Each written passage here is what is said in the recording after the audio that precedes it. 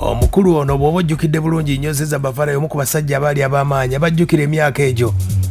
2014 2015 2016 ayaya nga mu dancehall Ziza Bafana baje ne bagamba nti Bafana yabaatya Bafana bamukola batya bamuyoola bigere kiki nga omanyi nti endongo ye Uganda teyinza kuwa chance bbiri. Ziza Bafana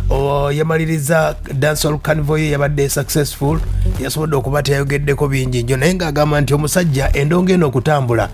waliwo abagyekiika. Manager Roger yali manager mu kusookera ddala nga tannafuna na Spice Dana bafunye obutakkaanya omukulu Manager Roger kwegende wa Spice Dana akadde kano Spice gyali mubiwulira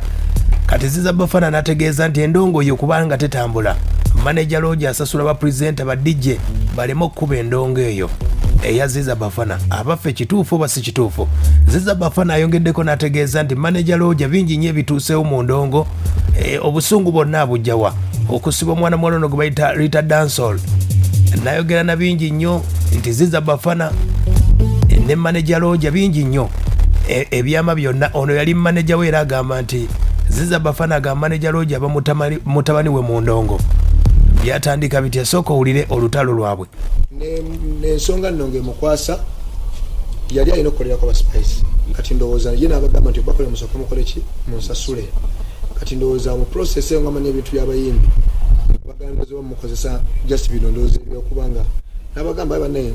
nakulamu ate brand yange okitegeere egezeemu okitegeera mba neetago obudde bwange busasula nakibiki so ndowooza ne bafuna abalala kati show yaggwa ono n'akola message n'agamba kale I was so disappointed mbantu abakoya. Ziza Bafana ngayogera ku Rita Dancehall yali mukwano gwe kati wuno atandika olutalo lwe n'omukulu gwe bayita Manager Roger agamba ono yasinga okubeera omulabe w'endongo ogamba nti Manager agamba nti Bafana bamuloga agamba ye tebamulogangako wabula waliwo abasasulira endongo ye ereme kubwa wulira ne mujja miremo gye yali ne mwagaza okuyimba ne muletamu ne muyigiriza ngeri ekintu kino tekikola just standards bantu ze batayiga naye ng'ate ekintu kimuyigiriza okukikola so mu mbeera yaffe eyo ey'okubanga tugira nga ndaba banteeka mu gundi ate ne kijja nga ndaba yanjogeddeko nanteeka mu story ye yena mbabafaagibamu ate nga y'omu ku bantu abannemesezza okuba n'emirembe mu music industry kubanga okuba namuleetanga mukwano gwange nze ne mwaniriza kubanga nekyali ekyo yenze okitegeere bakyatusekola ku music oba erinnya lyafunye bakale okwagalibwa abantu bamwagadde it is because of me okitegeera naye ate n'afuuka enemy wange nate yakifuula kyabulabe kubanga yonna gyayitira tasobola kukkiriza music wange kola ki zanya oba kale abantu okola ki tasobola kukkiriza mikwano gyange abalinga abaninaanye be basobola okugamba genda komba abo ba Green Daddy ba Kid Moshi genda komba sana group yonna gye nali nazimba gye yajjawo nemulemu okwasaganya kuba yagijjawo lwa bulimba kaba najja nenkuteekako ekigambo ono ali wano n'alowooza nti nze muki okitegedde. Ziza Bafana agamba nti Manager Roger ye nga tebamusiba waliwo omwana yafiire ewuwe waliwo n'omuntu eyafiire South Africa gwe yakoona emboozi kutegeeza ono Ziza Bafana baali bamukwano nnyo ne Manager Roger yali manager mu kusookera ddala nga tebannaawukana naye emboozi zonna azireese so mu mbeera eyo Manager Roger njagala kwegamba yeddeko amanye nti nekintu kyeyakoze si kituufu era tekigenda muleka bulungi oba enguzi yenkana etya obunene kubanga talina musango ate tosobola n'omusuubiza omutta n'omugamba gwe n'okusasula miliyoni 10 ngenda kusiba nga gwe Roger wasi omuntu mwamutiddewo teri yakusabye miliyoni 10 n'abantu b'omwana gwe watta mu bulumi obw'ekitalo togenda nga yo bakompasatinga nabba wa ssente oba kale nagamba nti no ng'ate watta omwana oyo naye twakusiba oba polisi yajjako nekwata fete twali ku side yo omanyi kye bayita okuviibwako omuntu gwe obanga woyo afudde naye okimanyi mwe mwakitwala muti emisango bintu bingi nnyo bye mukoze zinatambula Roger nze nasooka omulinyisa nnyo omutwale South Africa ne Roger yatula South Africa nayingira mu motoka n'agivuga n'atomera omuntu n'afa nembeera banti mu South Africa nembeera nga n'okumala emyaka 3 nga singira South Africa nenkoloba siti lwakuba ngeri gye nfuluma nga information yonna nga nnoonyezebwa n'ebintu yali 2015 because those are 2015 2014 around there naye nze nalina tiimu abaana bange bonna boolaba nafubanga bano abantu abagamba munjagala kola nti nga njagala okitegedde. Ziza Bafana agamba nti abalenzi bangi nnyo be bamuggyako okuli operator oba gwe bayita opafambo yakyusa amannya ne bamukuba n'oluyimba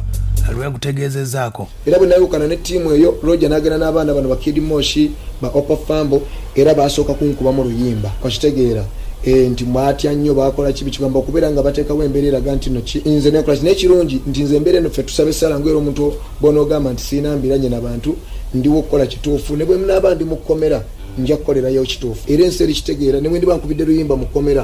lulibeera luliyagalibwa because ekyo nkikola so manager Roger Lubega ebintu byakoze bingi nebino ebintu ebyokwagaliza omuntu okusula mu kkomera ate nga mwana wa buwala nga naawe oli muzadde ozaala abaana ekyo nze sikiwagira era kiba nti waliwo omuzadde oba n'oyo Roger yennyini ye mukulu Ziza Bafana nkutegeezezza agamba nti badijje abawo omusimbi gw'amaanyi abangi abasasula mwaka bamu mwezi era bamala kuba ne badijje bennyini bamala bagamba Roger atugaana okukuba endongo yo gamba zima naye atuwayo ku kasente ate nawe nga bw'omanyi mwana biki so ze nembaleka nange nembera kino ekigamba nti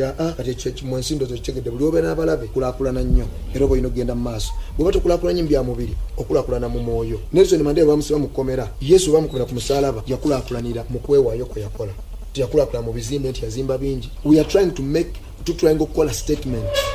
wawe tubeera bye mulimo gye tukola neerwa kuba tunafiizibwa omuntu ne balya kummwe indirect nga bonoga nkubye oluyimba oba nina ekirowoozo bwekiti bwene bagalera bagezaako nnyo okutwala ebirowoozo byaffe byonna bitwalina bitwala tuzimbe kubanga twali tubasembeza munda naye nkubuulira bituuka ebirowoozo ne biggwako nga mulina okuddamu ewole ebiki ebirala ffe twesime nti Mukama yatuwa ebirowoozo ebitusobola okulowooza bulungi n'olowooza ekirungi n'ekibi n'omenya kino sijja kikola ki nze Roger bwe yanjogeddeko mu kavidiyo ke n'agamba gendeyo Bafana zo brand zosoba biki nandibadde ngenda nenkola ki nange ne mmusiba okitegedde obusungu buva agamba nti akatiba konna kaalika ennaku zino Spicy Diana okubeera nga ali ku top yalibadde Ziza Bafana yaliwo